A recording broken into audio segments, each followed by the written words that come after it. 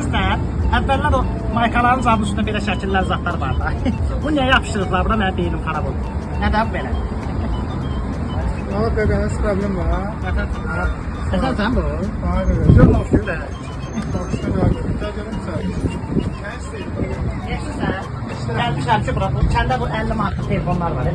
Həm telefonun adını yoxdur. Bizdə olur da qaqaşlar. Qaqaşlarınızla şəkildə uzun söz atırsan, sonra bilsən telefon. Maykanın üstündə olan şəkili vurmuşsan da beynim xarab oldu. 50 manat. Telefona baxın qaqaşlar şəkillərə 50 baxın. manat olar. 50 manat telefonlarımız var. Nədir bu?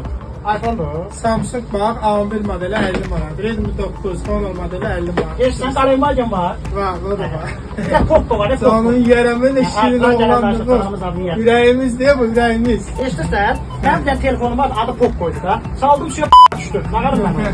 Getir ustamıza verip düzeltsin. Var 50 manat deyil ha. Evet, evet. Amma bunun rəngi qəşəng da. Söyle. Rəngi qəşəng yatır da. Bir de şəkil söz atma, işten görür. Maykanın üstünə şəkil koymuşsan, şəkil bir yere bakara deyil.